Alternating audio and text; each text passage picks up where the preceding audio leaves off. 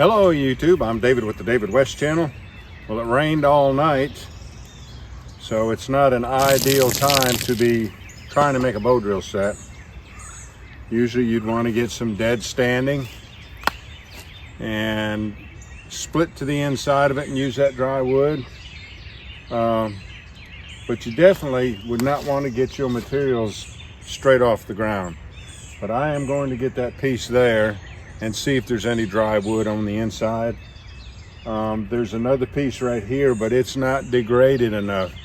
This one might have come off of a tree when Helene came through and knocked so many limbs off. But that one is degraded enough, and maybe it's hard enough to where there's a dry center in it. Water oak is some of the best wood to use for bow drill friction fire.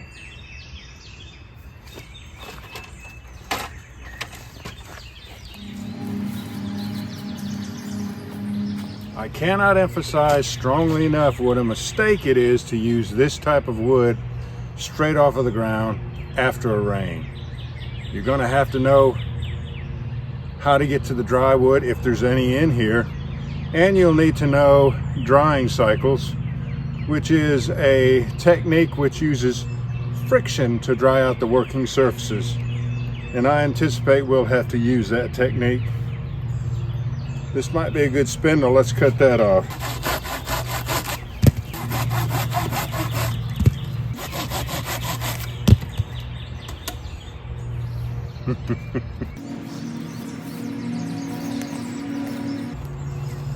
Here's a branch that seems degraded enough.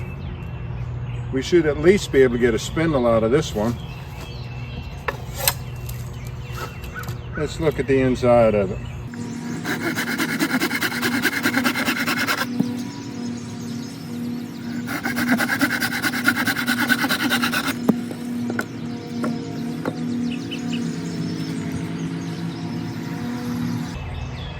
It's only 7 inches long, so it's going to be hard for me to breathe to bow drill a spindle this short, because the way I'm bent over and my stomach and all, the shorter the spindle, the less I can breathe because it restricts my diaphragm. There's just a couple videos back where I explained all that to you. Let's go ahead and make a spindle out of this.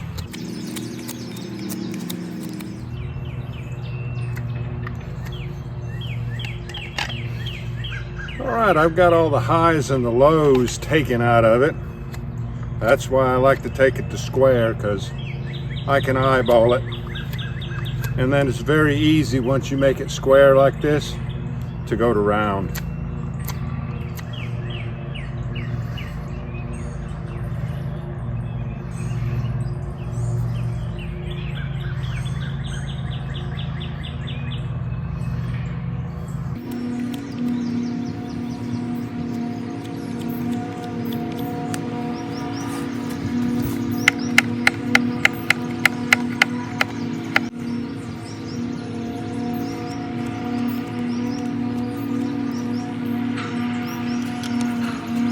Do not want to use a knot for the hot end. That would be ideal for the bearing block end. But as it turns out, we'll use this end for the bearing block end, the pointy end, and the blunt end will just have to be with that knot there.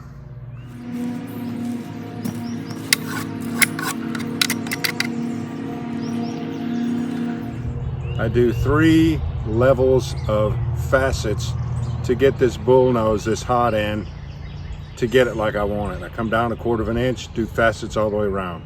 Come up 1/8, facets all the way around. Come up 1/16, facets all the way around.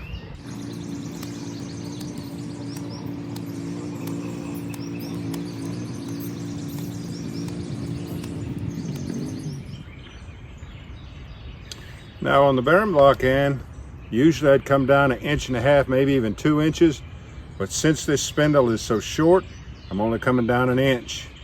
Bring it to a point. I should be able to eyeball that point. It should be on center line this way. Turn it 90 degrees, and it still be on center line this way.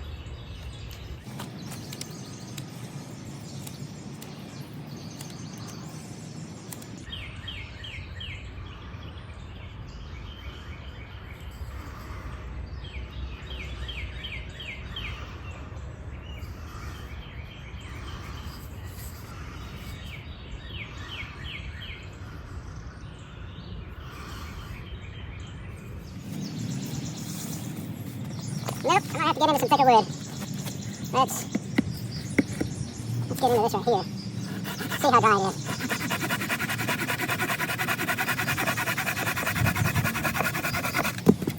Now that is dry. Good.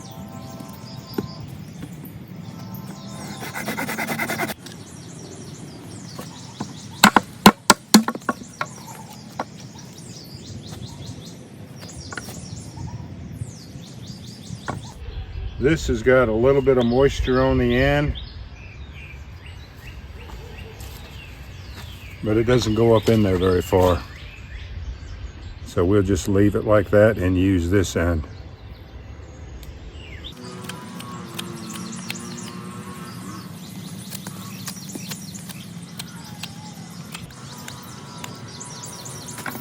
And our divot.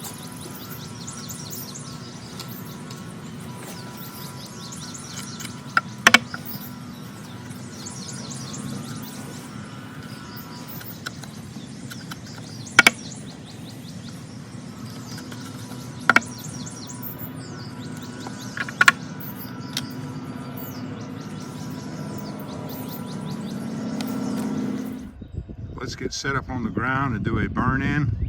Maybe some drying cycles, cut a notch, maybe some more drying cycles, and make this water oak produce.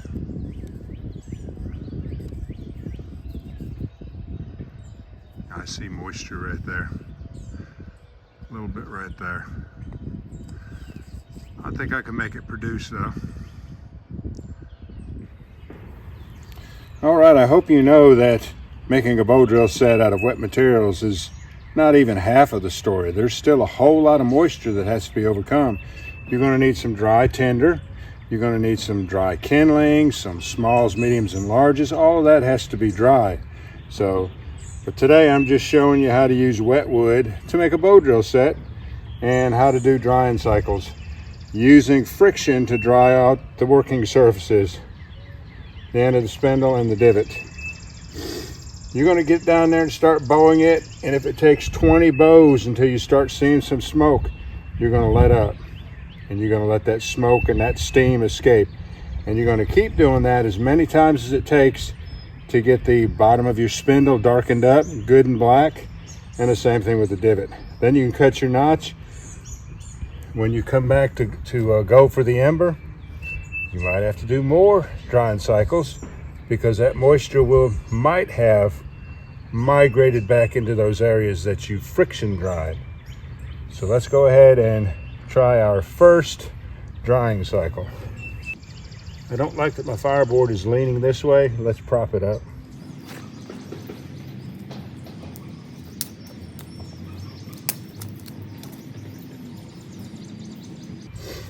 Let's go for that.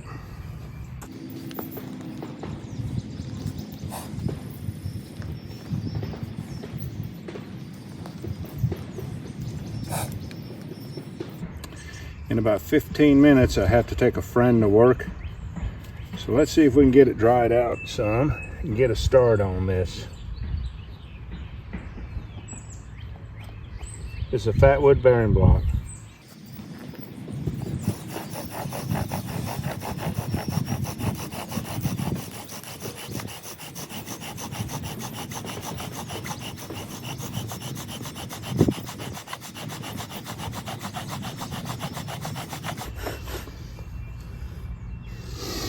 All right, I already have a dark divot and the spindle's starting to darken up. We'll do one more drying cycle and then cut the notch.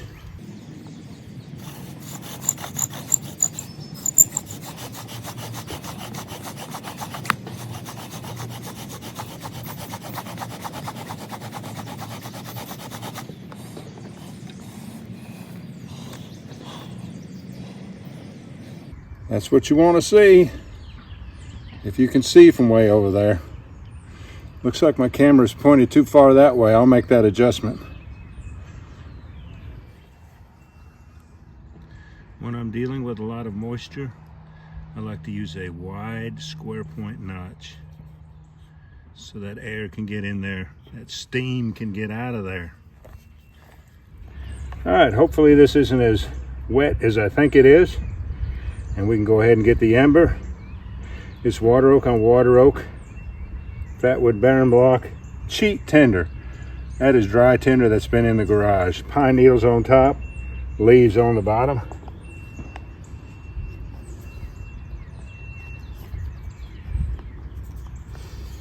Let's see what happens.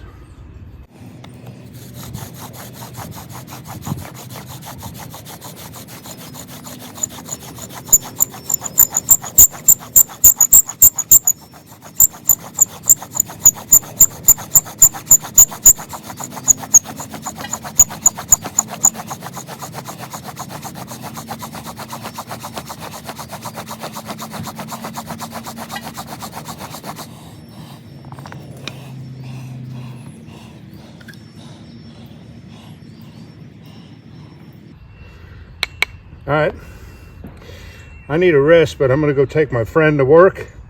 We'll try it again. All right, I am well rested, hydrated. I cut back on that fatwood bearing block so that my divot wouldn't be so deep. Let's go ahead and do at least one drying cycle and then go for the ember. I had to double check, make sure that the camera was actually turned on. Kind of an important detail.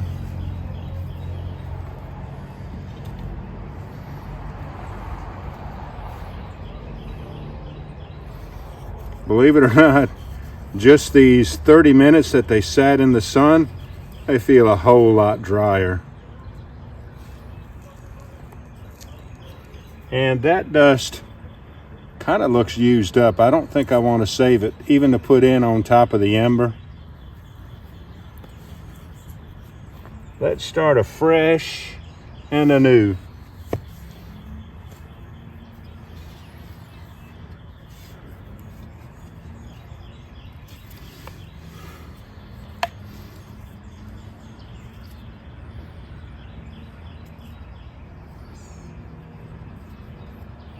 I think I'll use this divot.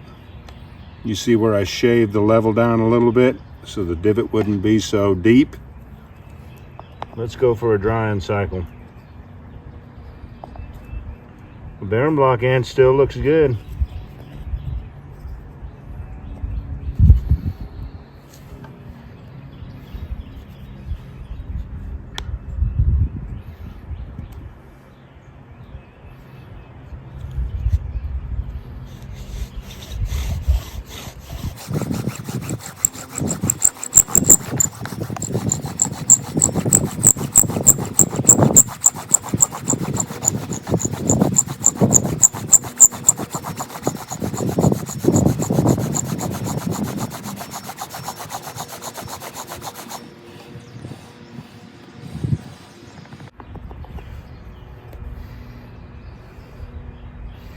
All right, now let's go for the ember.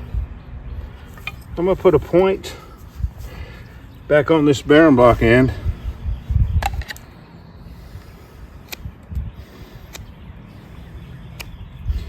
Which means just cutting the shoulders off and leaving that fire hardened tip on there.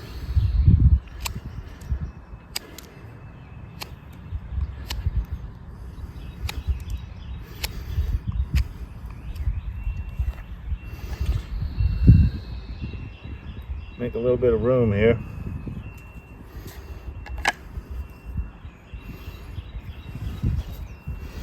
Let's see if we can make it happen.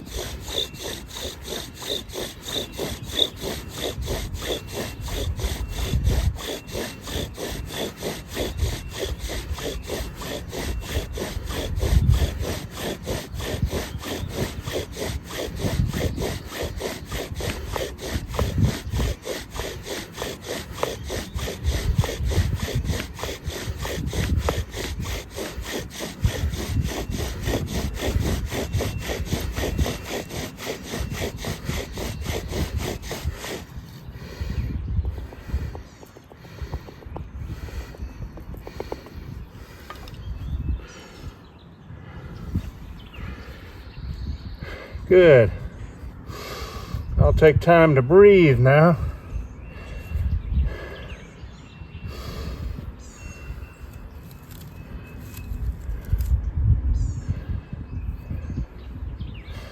Give that plenty of time to coalesce for that dust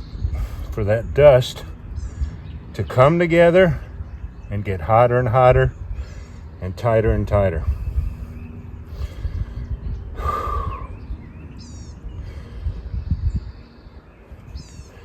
I can show you my spindle while we wait.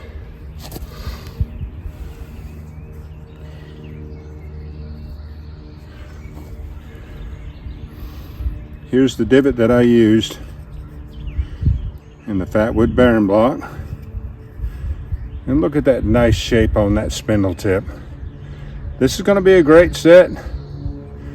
You might say, well, the spindle's too short. It's going to burn away. It's going to wear down quickly. Not a hardwood like water oak.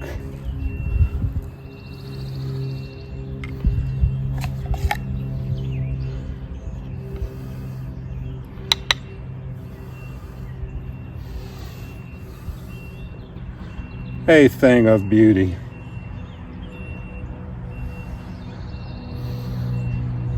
Hardwood embers last a long time.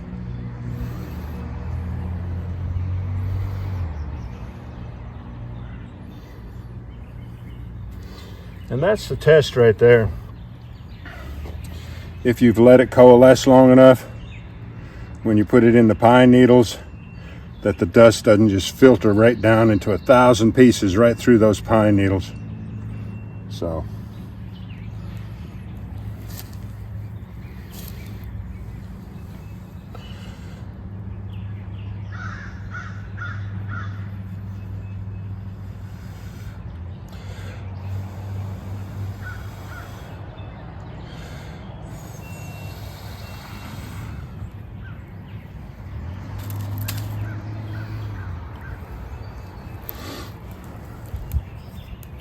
all right, y'all, do me a favor. Before you leave my channel, please subscribe, hit the notification bell, and in that drop-down list, select all. And do give the video a like. I appreciate you joining me on this one. We'll catch you on the next one.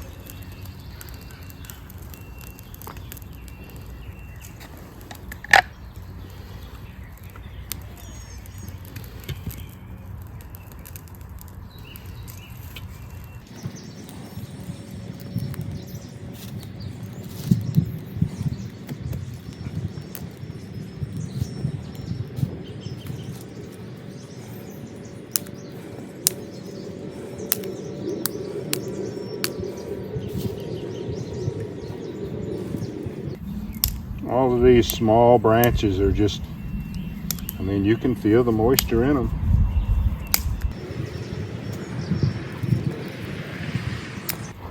You put it upright right here so that the other branches can lean against it.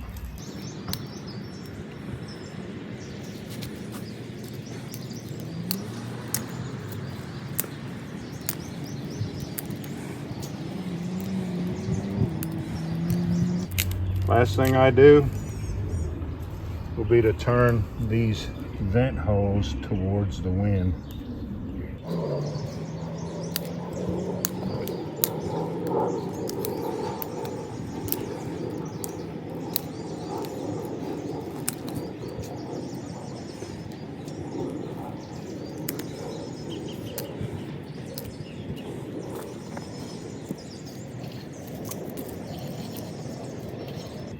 That's going to make a big difference.